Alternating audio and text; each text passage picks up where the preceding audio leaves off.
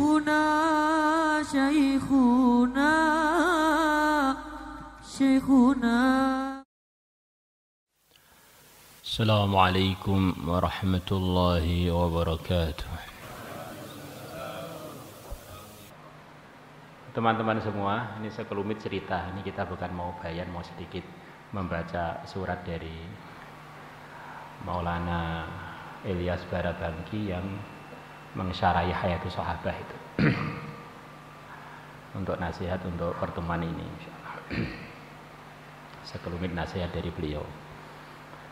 Jadi dulu tahun 83, ini sekelumit cerita biar kita bisa sekelumit memahami kronologi permasalahan kebaikan. Nah, ada rombongan bergerak 1,5 tahun di Jawa, mulai dari Banyuwangi sampai ke Jakarta kalau nggak salah. Yang rombongan itu dipimpin oleh Profesor Maulana Abdus Sobur. Maka jamaah itu sebelum mampir ke Temboro, ayah kami rahimahullah Kiai Mahmud bermimpi dengar azan dari India. Apa maksudnya? Ternyata pagi-pagi ada berita di markas lama, di markas Maneserjo sana ada rombongan orang-orang jenggot, kemudian katanya keliling untuk dakwah. Maka oleh ayah kami diundang ke Temboro, diajak makan-makan, terus diajak ngobrol-ngobrol waktu itu. Ayah kami waktu itu bilang pada saya, pada anak-anaknya, kok masih ada ya zaman akhir nih orang keliling-keliling dakwah pakai duit sendiri, Masya Allah. Nah. Kemudian disuruh bayan di pondok pusat sana, yang nerjemah teman dari Solo kalau nggak salah, Pak Ikhwan kalau nggak salah yang nerjemah. Cerita pengorbanan Nabi Ibrahim, pengorbanan Siti Hajar, pengorbanan itu. Saya kebetulan dengarkan bayan itu di paling depan. Lihat, nggak tahu 83 itu saya masih MI kalau nggak salah. Ya. Terus di tahun yang sama itu juga Kiai Uzairon almarhum sedang belajar di Mesir. Waktu itu kesimpulannya banyak teman-teman tabligh khususi beliau untuk diajak hurut. Maka beliau mikir, di Mesir ini dakwah apa masih perlu? Dari Al-Azhar aja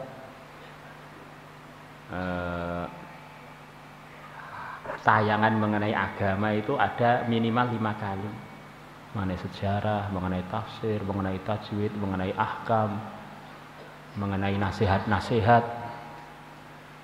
Kesimpulannya akhirnya beliau hurut di Mesir, di dekat Al-Azhar, di masjid namanya Al-Huda, di daerah namanya Robiah Adawiyah, yang kemarin sempat terjadi konflik besar di sana itu. Itu tempat pertama kali Kiai Uzairon hurut. Waktu kemarin demo-demo di Mesir, termasuk tempat yang paling banyak berdarah-darah di Robiah Adawiyah itu. Selepas kurang jelas di Robiah Adawiyah.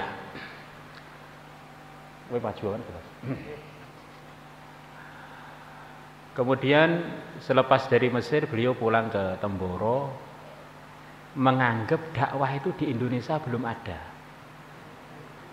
Karena memang waktu itu link-link dakwah di Indonesia belum saling melakukan koordinasi, kurang lebih begitu itu. Akhirnya semua santri setiap hari libur, hari Jumat bergilir dikeluarkan 1 hari. Semua santri suruh menghafal 6 sifat, ditempelkan di pondok.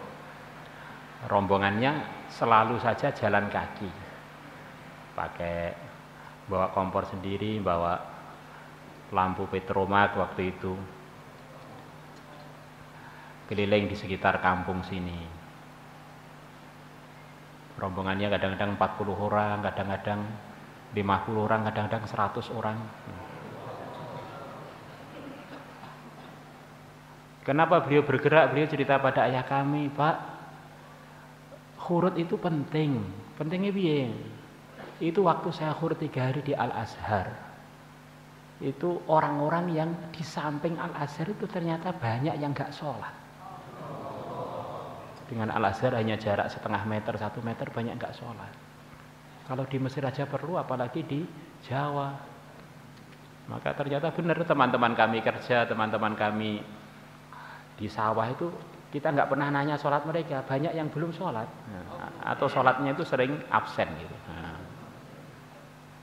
Itu berjalan sampai kurang lebih 1 tahun berjalan di Temboro, 1 tahun. Ternyata ada teman-teman dari Solo datang, di Solo sudah ada, teman-teman di Jakarta datang, di Jakarta sudah ada. Akhirnya ada koordinasi.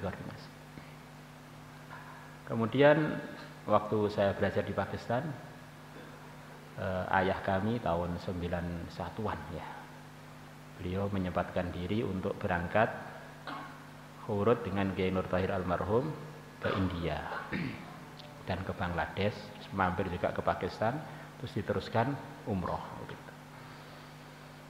Maka ketika di India ketemu Sayyid Amul Hasan, ketemu dengan masyayikh yang lain, beliau waktu itu di sana mimpi ketemu guru beliau.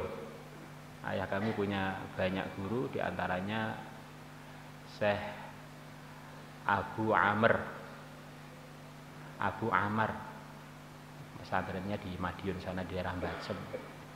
Yang terkenal beliau ini seorang yang banyak karomahnya, waliullah. Beliau wafat sudah 25-an tahun sebelum ayah kami berangkat ke Nizamuddin, atau 35 tahun. Dan sebelum beliau wafat bilang, Mahmud, nanti 25 tahun lagi atau 35 tahun lagi saya tak tunjukkan ada gerakan barokah zaman akhir, kamu ikut ya. Nah. Maka belum sampai waktu itu ternyata beliau wafat. Maka akhirnya ketika beliau di India pas 25 tahun kewafatannya atau 35 tahun, beliau kaget ketemu guru beliau di sana. Loh, Mahmud, kamu kok di sini? Iya, kamu sudah tak tunggu lama loh di sini. Nah, ini gerakan barokah yang saya janjikan pada kamu itu, ya ini kamu ikut ya. Nah, akhirnya ya kami sewenang dengan jamaah tabligh itu dengan pemahaman ala pesantren, ini gerakan barokah. Maka beliau ya ala pesantren bilang pada Sayyid Amul Hasan, minta ijazah dakwah. Bukan minta mau khurut, mau ijazah dakwah. Karena kalau orang dakwah itu kan sudah banyak orang dakwah, tapi ini termasuk bagian dakwah yang barokah. Pemahaman pesantren itu beda. Ini minta ijazahnya.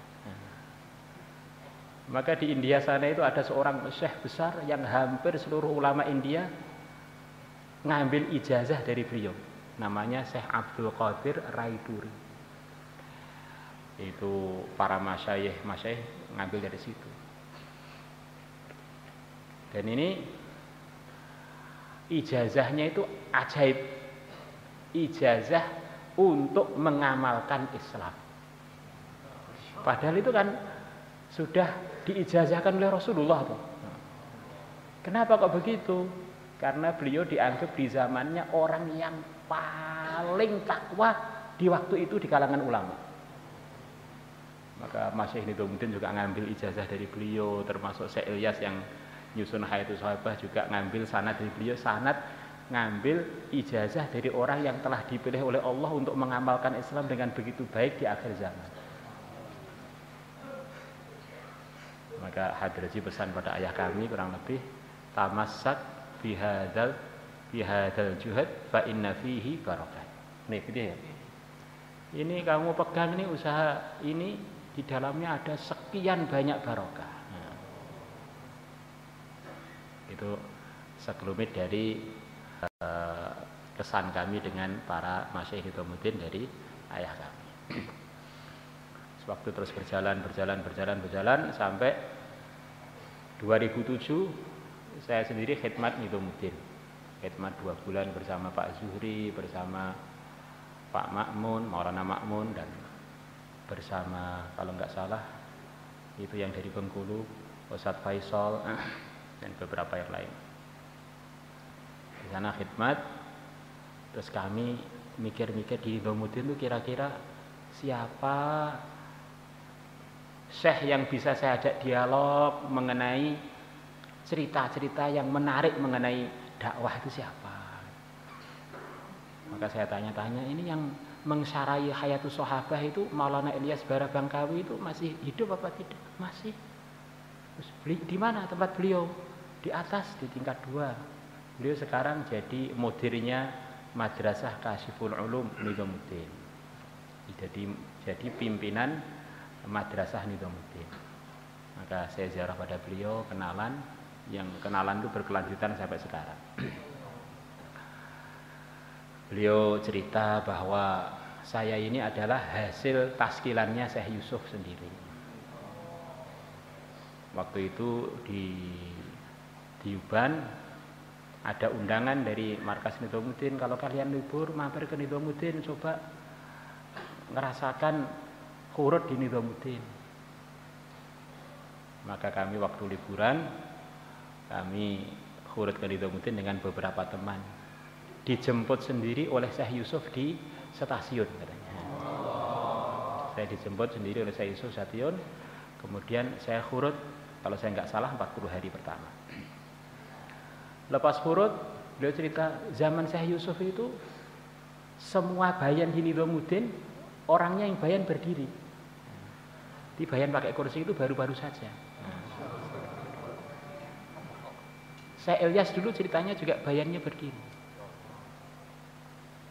Dan memang itulah yang diceritakan dalam hadis-hadis, kalau Nabi ceramah, Nabi bersabda selalu qoma khotiban. Beliau berdiri untuk berkhutbah. Kadang-kadang orang kalau nggak tahu cerita kan dikira yang paling sunnah itu adalah duduk begini. Syekh Yusuf, Syekh Abdul Wahab rahimahullah itu kalau bayan selalu berdiri, selepas beliau sepuh baru duduk. Maka justru ceramah-ceramah berdiri itu adalah bagian dari yang hampir selalu dikerjakan oleh Rasulullah SAW. Maka selepas saya wafsi, beliau antar sendiri lagi rombongan kami sampai ke stasiun. Akhirnya saya terkesan dengan akhlaknya Syekh Yusuf itu. Akhirnya selepas saya selesai ngaji, saya khurut 3 tahun. Di negeri Ajam, di negeri Afrika, di negeri Arab.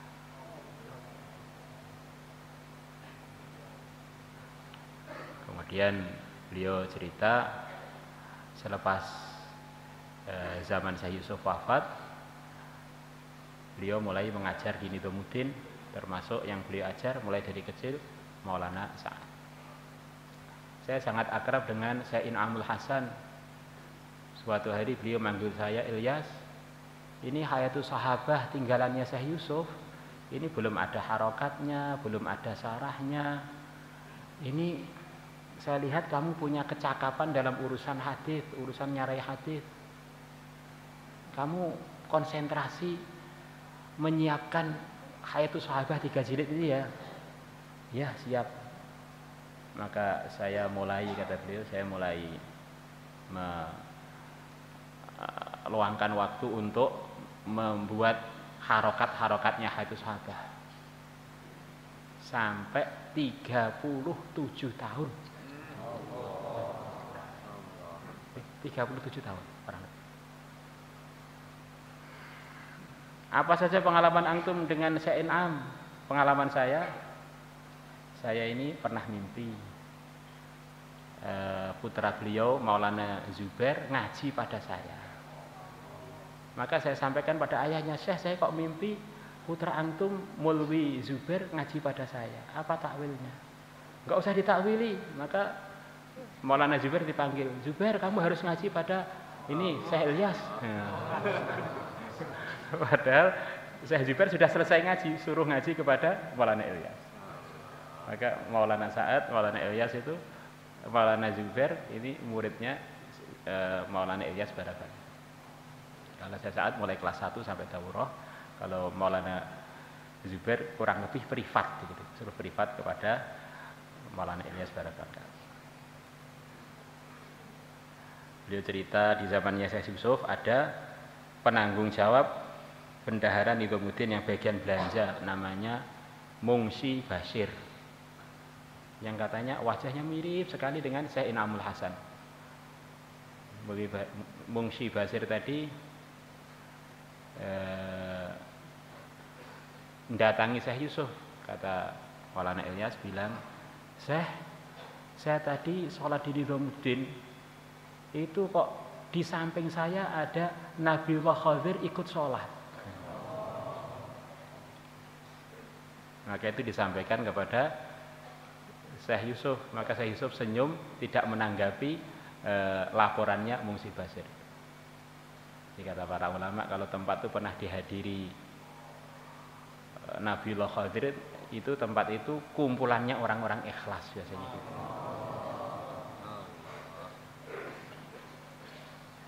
Itu diantara yang beliau ceritakan pada kami.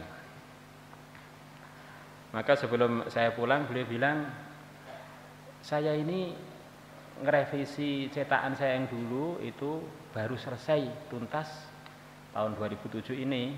Selepas 37 tahun yang lalu itu ternyata masih ada kekurangan-kekurangan, saya sempurnakan. Ini ada PDF-nya. Saya minta kamu bawa ini, kamu cetak di tempat kamu gratis, biar saya punya amal untuk di Indonesia gratis. Maka PDF-nya itu kita bawa, waktu itu belum terlalu canggih seperti sekarang, masih tuwebel begini ini.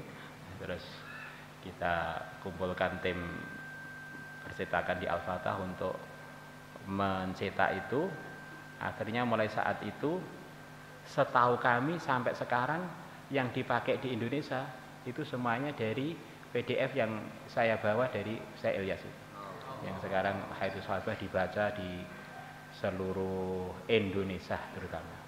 Jadi kecuali teman-teman yang beli di India, di Pakistan beda lagi, itu yang beredar di Indonesia itu dari pemberian Syekh Ilyas gratis untuk di. Maka selepas kami pulang, waktu itu saya pulang sakit di India, makanannya banyak merica, akhirnya saya pendarahan gitu waktu itu. Pulang langsung masuk rumah sakit, pulang 1 hari masuk rumah sakit. Kekurangan darah, HB-nya tinggal 3,2. Hampir mati nggak jadi. Selepas sehat malah nikah lagi tambah 2. Masya Allah. Jadi apa itu, di infus darah itu, di donor darah itu ada 15 kantong kan nggak salah. Jadi ini darahnya banyak, itu termasuk darahnya Pak Sotik ya, masuk darahnya Pak Sotik, darahnya Pak Angsori, Pak Wahab, ini darah saya campuran.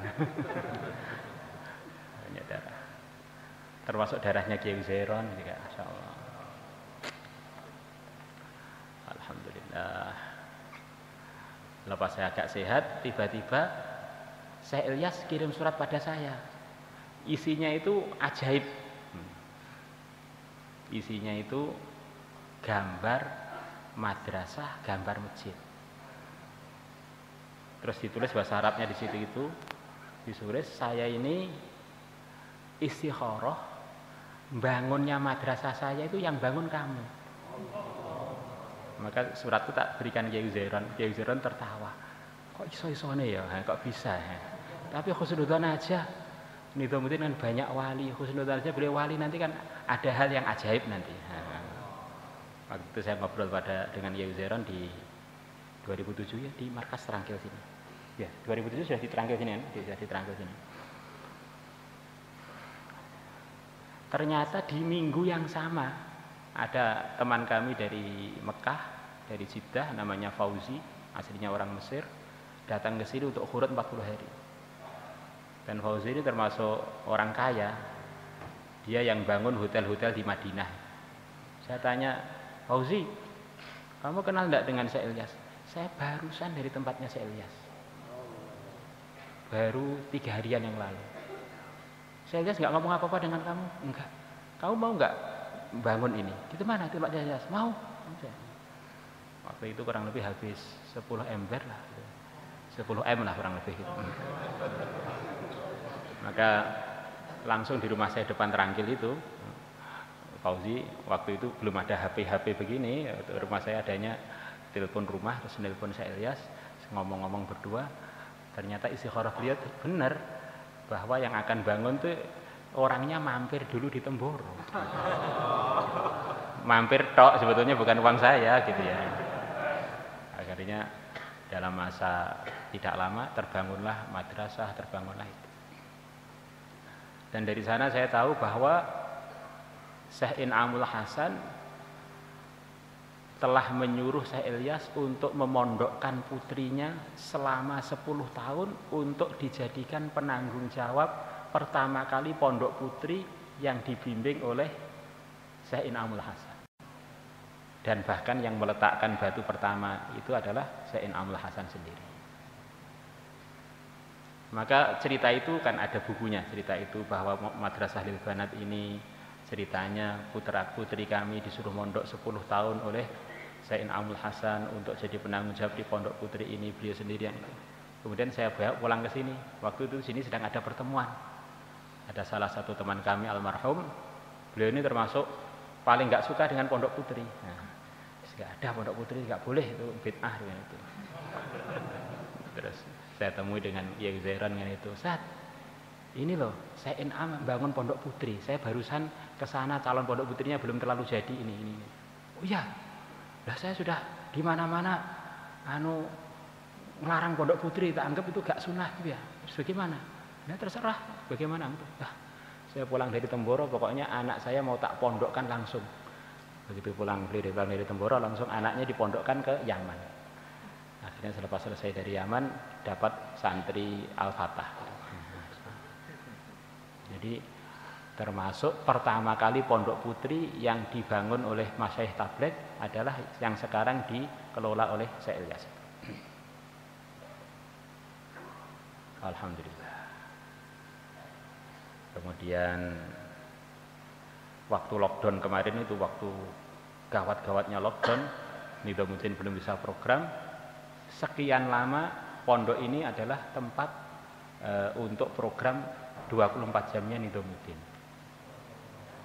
Mungkin teman-teman yang repatriasi sebagian ada yang mampir ke sana, itu bisa cerita. Saya kemarin tanya-tanya pada yang teman Bandung, teman itu begitu juga sebelum pulang mampirnya ke sana, dari situ sebagian ketemu Hadrati Maulana Sa'ad, baru kemudian pulang.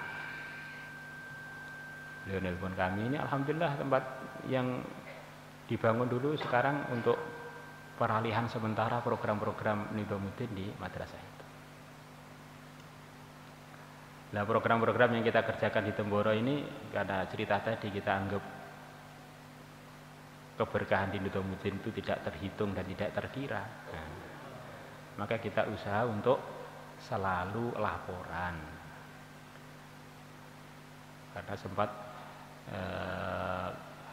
kamar 12, kemudian para masyaikh kan waktu lockdown itu benar-benar sepertinya teleponnya ketutup semua begitulah gitu. Alhamdulillah, jadi setiap satu pekan, satu Jumat kita laporan minimal 2 kali. Waktu malam Selasa berapa yang hadir, takaza apa saja, dan juga setiap malam Jumat. Termasuk musyawarah 4 bulanan kemarin itu, kemudian musyawarah yang sekarang ini. Kita sampaikan kepada beliau-beliaunya programnya, target jamaah yang akan datang. Kemudian kita bilang kalau andaikan para masyaikh ada yang bisa datang, kami sangat senang. Maka dari beliaunya ada jawaban, kamu kirim surat resmi untuk mengundang kami. Nanti akan kita teruskan ke Syekh Sa'ad, Maulana Sa'ad, Pak Hadraji. Maka saya pun buat surat atas perintah sebagian dari timnya Masyayikh, saya sendiri yang tanda tangan untuk meminta kedatangan masih di musyawarah kali ini. Akhirnya ada jawaban, beberapa masih disiapkan untuk datang, ternyata terkendala. Visanya terkendala, katanya di India ada varian baru apa, corona varian baru yang lebih ganas melebihi delta gitu. Yang akan datang 2 rombongan, satu ke teman Jakarta, satu ke Temboro, tetapi dua-duanya gagal sebetulnya. Tidak jadi. Terus kemudian kita kirim surat lagi, ya minimal minimal nasihat dari Hadraji Maulana Sa'ad kalau ada. Maka pas malam Jumat kemarin sebelum mulai musyawarah tanggal 23 malam ya, jam 10 malam ada jawaban bahwa sekarang ini seluruh dunia sudah numpuk surat di Nidhamuddin minta nasihatnya Maulana Sa'ad. Beliau belum berkenan untuk membuat instruksi apapun sudah sekian lama. Karena memang kondisi di Nidhamuddin masih sangat diawasi, ada CCTV, ada macam-macam yang kehadiran terbatas. Kadang-kadang boleh 50 orang, itu pun masih kadang-kadang berkurang lagi. Nanti kalau sudah waktunya, Hadraji akan nulis nasihat-nasihat untuk Indonesia dan akan dikirim ke Temboro dan Jakarta. Begitu bunyinya? Begitu bunyinya? Ya, begitu bunyinya. Kemudian saya nelpon kepada Syekh Ilyas, tempat kami ada pertemuan. Kondisi-kondisi pandemi begini, apa nasihat yang dari antum yang sesuai untuk para ahbab ini? Ahbab tempat kami jos-jos gitu. Maka beliau, saya minta pakai apa? Terserah antum, pakai audio boleh, pakai surat boleh. Saya pakai surat aja, saya ini sudah tua, umur sudah mendekati 90, suara saya kurang jelas. Saya tak nulis saja. Akhirnya tulisan beliau dikirim ke kami kurang lebih berapa hari yang lalu itu masuk? Hari Rabu. Kemudian malam ini akan kita baca kepada antum semua. Semoga barokah. Assalamualaikum warahmatullahi wabarakatuh.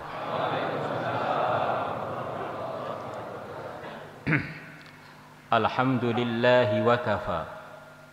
Segala puji bagi Allah dan cukuplah Allah sebagai penolong. Wassalamun ala nabiyil mustafa. Dan semoga keselamatan dari Allah atas nabinya yang telah Allah pilih.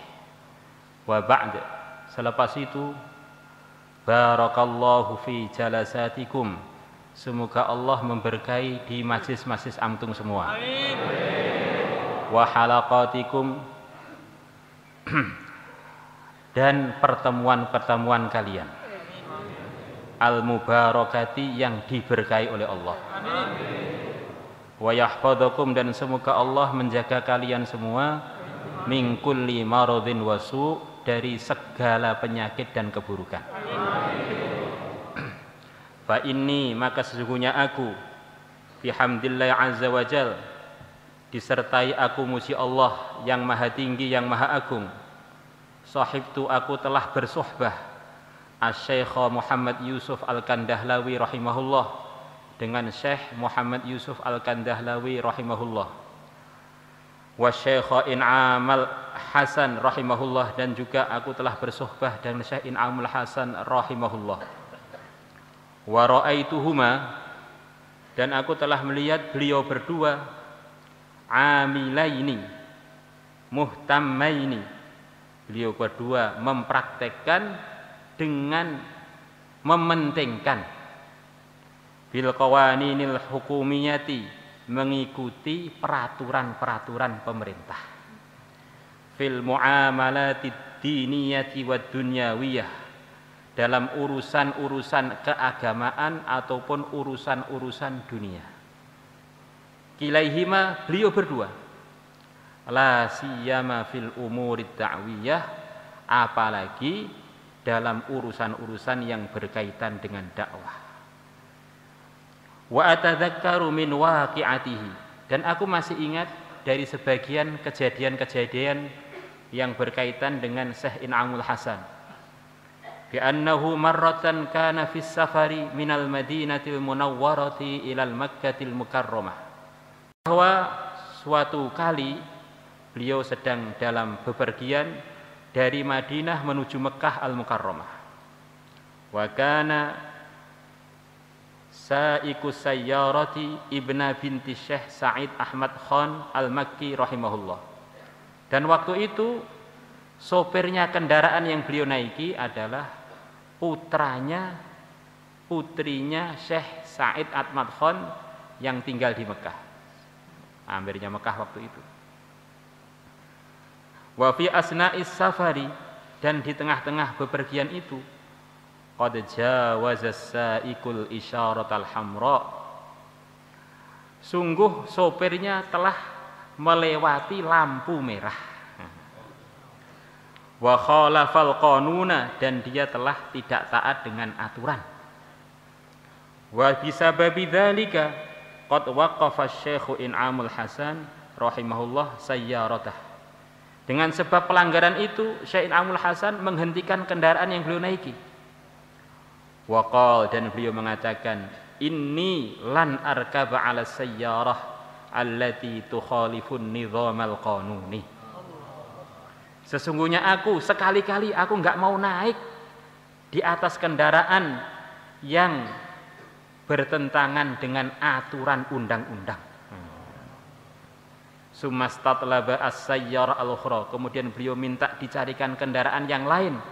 Wasafara biha ilal Makkah al-Mukarramah, kemudian beliau safar menggunakan kendaraan itu ke Mekah al-Mukarramah.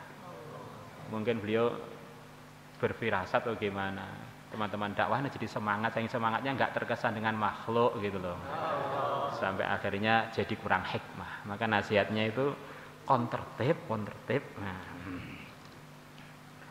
Wa hakadha, dan begitulah kanu dulu para masyayikh yuqayyiduna anfusahum bil qawaninil hukumiyah. Beliau-beliaunya selalu mendisiplinkan diri beliau, menahli diri beliau dengan aturan-aturan negara.